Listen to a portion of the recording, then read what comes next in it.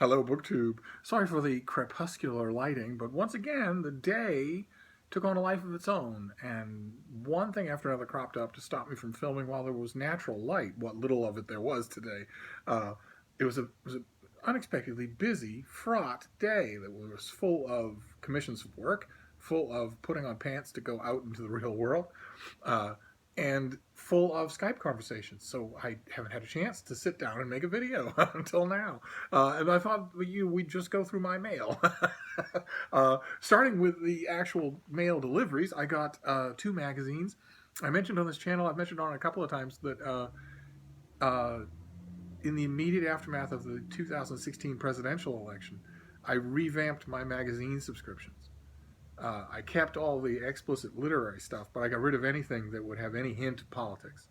Uh, and that left me with a lot of magazines off my regular list, and I wanted more. So I subscribed at dirt cheap rates, it turns out, to a whole bunch of magazines that I never would have subscribed to otherwise. And it's a whole voyage into another kind of periodical reading. I'm a big fan of periodicals just in general, but it's a whole voyage into a kind of periodical reading that I've never done before.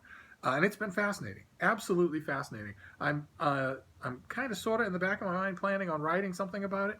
But 2 examples came today, perfect examples. First one is Elle Decor, which is a decorating and home design magazine. And this one, it has a picture of chalet in a snowstorm. You can almost, on this camera, you can almost make out the snow coming down. And the title is The Private World of a Montana Chalet. But there's also luxury and the bath. And M. Night Shyamalan writes a piece called The Domestication of Bruce Willis. wouldn't have wanted to handle that paper training. But look at that picture. Oh, it's going to be a lovely article about the snug world of a probably a very expensive Montana chalet. And right now, of course, I know this is wrong. There'll be at least a little bit, maybe a 2-week period, still in Boston where winter actually looks like that. But right now, it seems like an extra element of fantasy because it's going to be in the mid-70s Fahrenheit all week long in the last week of October in New England.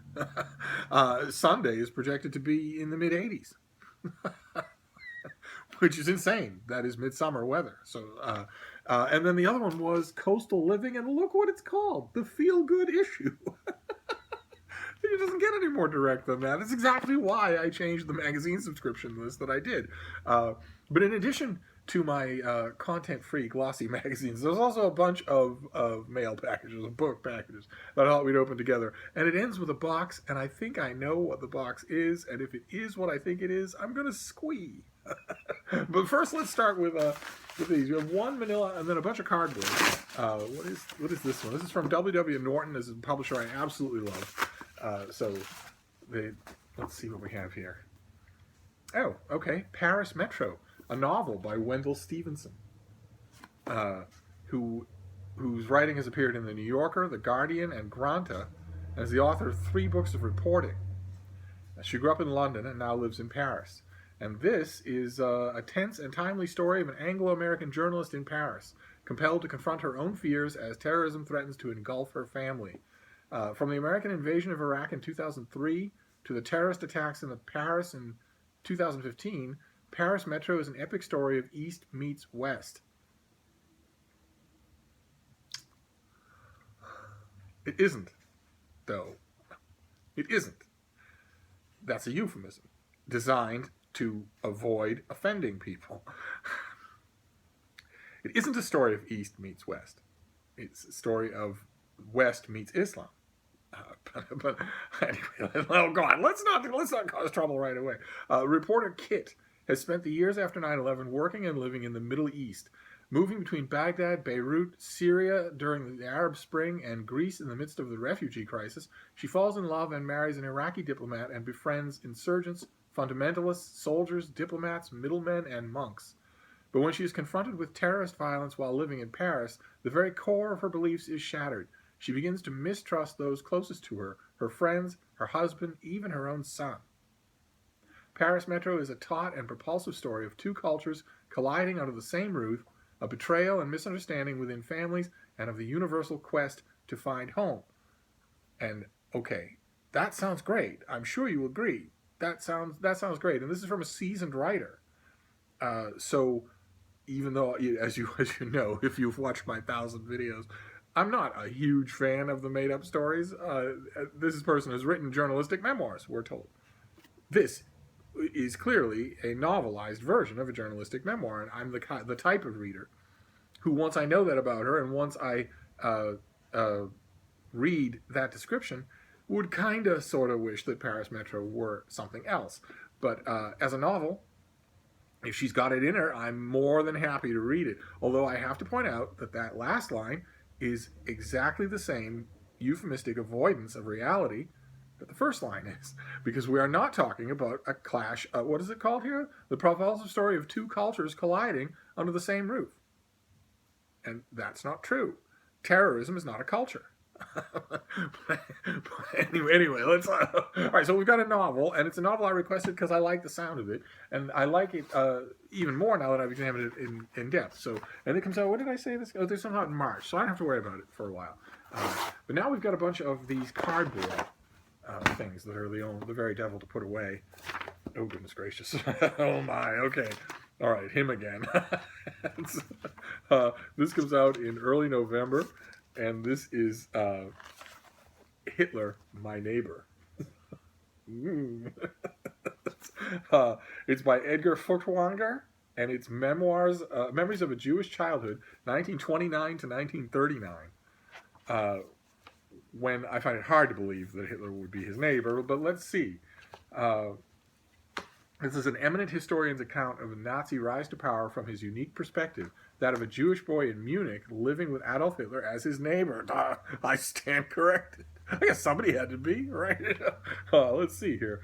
The author came from a prominent German Jewish family, the only son of a respected editor, and the nephew of the best-selling writer, Leon Furtwängler. Okay, very good. He was a carefree 5-year-old, pampered by his parents and his nanny, when Adolf Hitler, the leader of the Nazi Party, moved into the building across the street in Munich. In 1933, his happy young life was shattered. Hitler had been named Chancellor. Edgar's parents, stripped of their rights as citizens, tried to protect him from increasingly degrading realities. In class, his teacher had him draw swastikas, and his schoolmates joined the Hitler Youth. From his window, Edgar bore witness to the turmoil surrounding the Night of the Long Knives, the Anschluss, the Kristallnacht. Jews were arrested. His father was imprisoned at Dachau. In 1939, Edgar was sent on his own to England. He was one of those children sent on his own to England, where he would make a new life, start a career and a family, and try to forget the nightmare of his past. A past that came rushing back when he decided at the age of 88 to tell the story of his buried childhood and his infamous neighbor. Oh my. Wow. Okay. I'm on board. And wow. Okay, that's I thought it was metaphorical, but no, it's the literal truth. Hitler, my neighbor. Oh my. All right. And that comes out next month. I'm trying not even to think. I have barely made a dent in October's books. I've barely made a dent. Reading them, I've done just fine, but reviewing them, I've barely made a dent.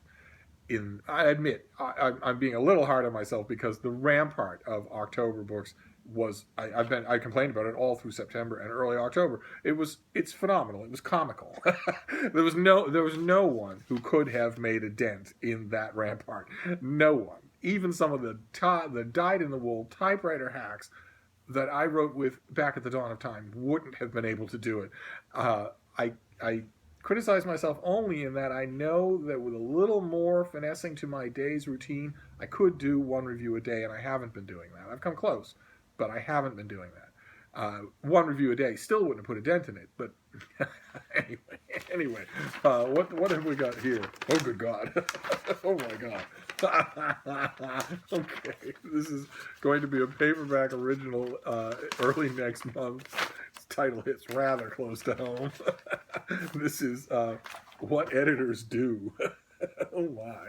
This is edited by Peter Ginna, and the subtitle is The Art, Craft, and Business of Book Editing. I think on most days it's at most 1 out of 3 of those. But wow. Okay, so it doesn't have all it has on the back are blurbs, but it's a collection of essays about book editing by book editors. Yeah. Okay. Wow. So the table of contents, part one is acquisition, finding the book. Part two is editing process from proposal to book. Part three is publication, bringing the book to the reader. Part four is from mystery to memoir, categories, and case studies. Oh my! Like one of them, Erica Goldman writes about editing literary fiction. Diana Gill writes about editing genre fiction. Fantastic! Oh my! Then part five is pursuing a publishing career. Varieties of editorial experience. I'm intrigued. How could I not be? Let's see here. In What Editors Do, Peter Ginnett gathers essays from 27 leading figures in book publishing about their work. Representing both large houses and small, and encompassing trade, textbook, academic, children's publishing, the contributors shed light on how editors acquire books, what constitutes a strong author-editor relationship. I believe the answer to that would be gin.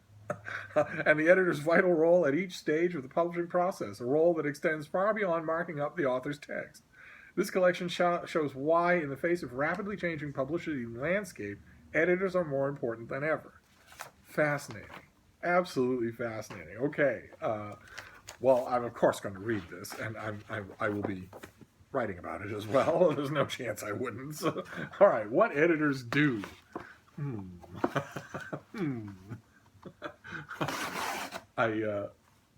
I wonder if there'll be a piece. I'll have to check. I didn't scrutinize the table of contents, but I'll have to check to see if there's anything in there on magazine editors, on newspaper editors, on book section editors, since I deal with quite a few book section editors, and I have been asking for now the better part of a century what they do.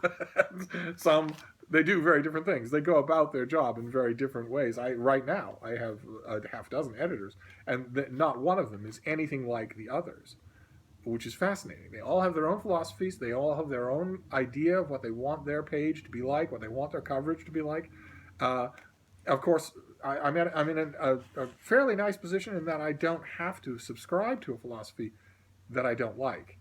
You know, it's not like I'm a freelancer for the New York Times who's hanging a lot on being a freelancer from the New York Times. I'm perfectly content to be as ubiquitous as a Georgia Creeper, but not a household name as far as you know, a book critic goes. And because of that, because I'm not hanging anything on anybody, if I'm confronted with an editorial philosophy which I don't like, I can just leave. I can just go elsewhere. I can try and find another. It's never happened. Not so far. Not in this new incarnation of my critical life. It hasn't happened. In fact, one of the the very different editors that I have in all of my different venues share a few things in common when it comes to me. They're all rather indulgent. They're all rather nice in ways that they aren't always to other writers. I would like to think. I don't know for sure. Maybe it's just they don't like me. Maybe I smell. But I would like to think the reason for that is that I give them less trouble than a lot of their maybe less practiced writers. I hand them completely finished, readable prose on deadline, exactly to word count. And once it's published, a rather vocal contingent of blue-haired old ladies from Boston's Back Bay and Beacon Hill raise a ruckus about how much they like that delightful young man. So that it's win-win-win.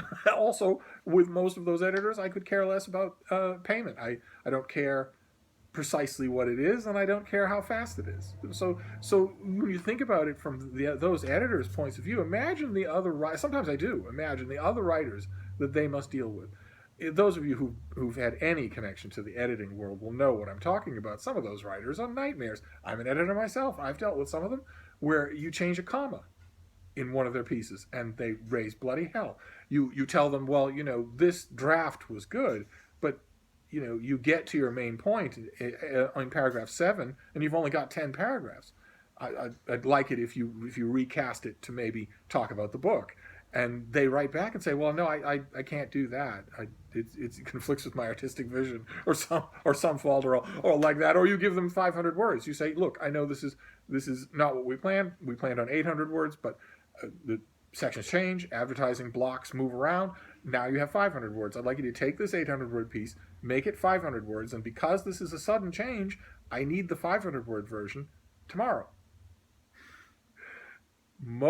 Many of the writers that many of my editors deal with couldn't do that or would refuse and start to spout legalese about whether or not they're owed the word count that they were, all that sort of nightmare, the whole nightmare of it. You tell somebody, look, I need 700 words on the new Jane Austen biography. They give you 1,700 words and don't want to cut any of it.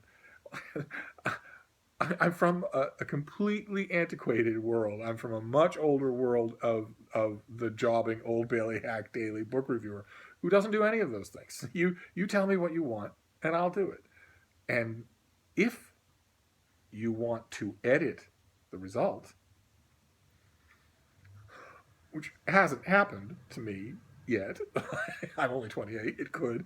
If you want to edit the result, well, okay, that's fine.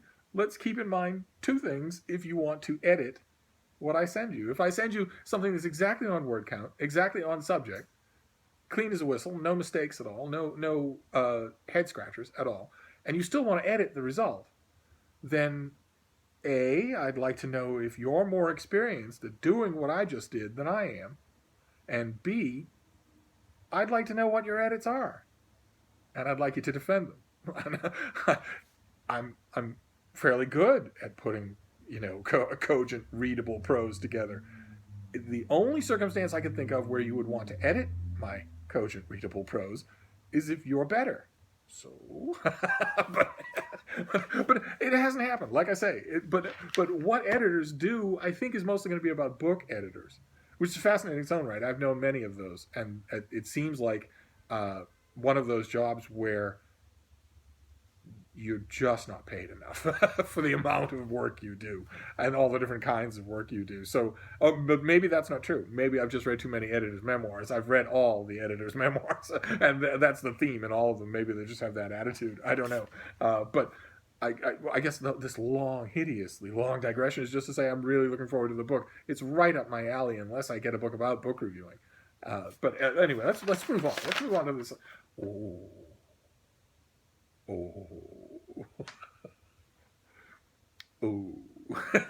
Okay. This comes out in January, so I don't have to read it just yet, but I might just anyway. This is the very finest vintage of boxed red wine that you can get. This is the connoisseur's boxed red wine of brainless shoot 'em up fiction. This is James Lee Burke, the great James Lee Burke, and this new book of his is just called Robichaux. The Robichaux is the name of his main character, the utterly invincible, iron-plated main character of his that can take 2 Uzi rounds and still finish the fight. This isn't that great? Look at that. Just as simple as that, just Robichaux.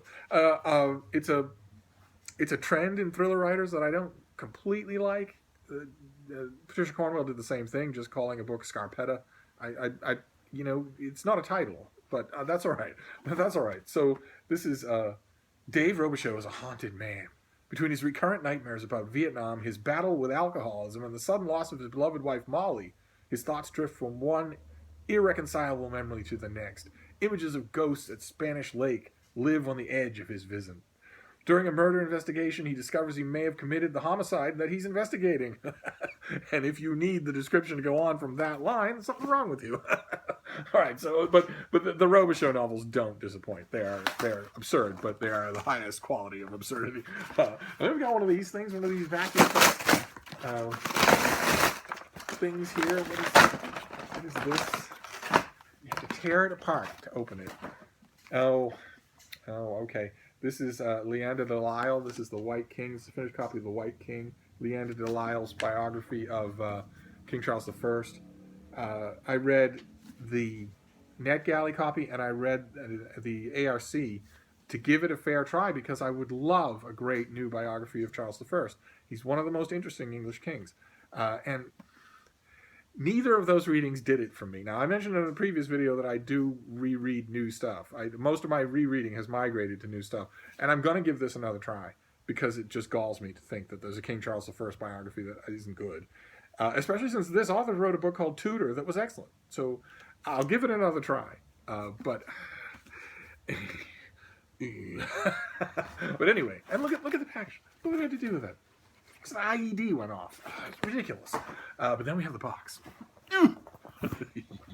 And I think I know what this is. But let's see. Let's see. I think this is from one of you. See if I'm right. Oh, one of you took Project Penguin to heart, found a wad of Penguin classics, and sent them to me. Oh my gosh, let's go through these. So we have The Russian Journal of John Steinbeck, which is a John Steinbeck book I've never read. We have Our Man in Havana by Graham Greene, which I have read, but this is the Black Spine Penguin Classic, not the old green ones. Wonderful. We have Death of a Salesman by Arthur Miller, perhaps the most overrated play of all time. We have Reginald Rhodes. This is the 12 Angry Men. What a play and what a movie. If you haven't seen the old black and white Henry Fonda movie, 12 Angry Men, you absolutely have to. You absolutely have to. It's one of the greatest movies. You're going to love it. Another Steinbeck, The Pastures of Heaven. Haven't read it in years. Can't wait to. This was a combined volume. The Adventures of Sherlock Holmes and the Memoirs of Sherlock Holmes. There he is with Moriarty at the Reichenbach Falls. Melville. This is typey. Oh, I love this book, and I don't have this edition. I don't have any of these editions. This is wonderful. Oh, this is Penguin Classic Trollope, the Warden. Oh, my. Oh, my. How lovely. Look at how lovely that is. Oh, wonderful. Oh, I saw these sort of spine on and just said, send them all. But I hadn't...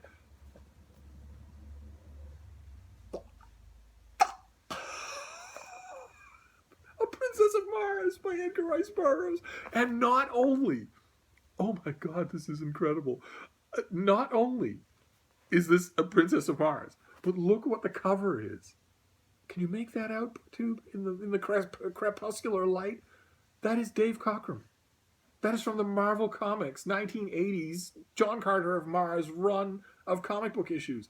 Dave Cockrum, Gil Kane, they did such fantastic work in imagining that's the incomparable Dejah Thoris on the cover, and in the background is John Carter fighting a Thark.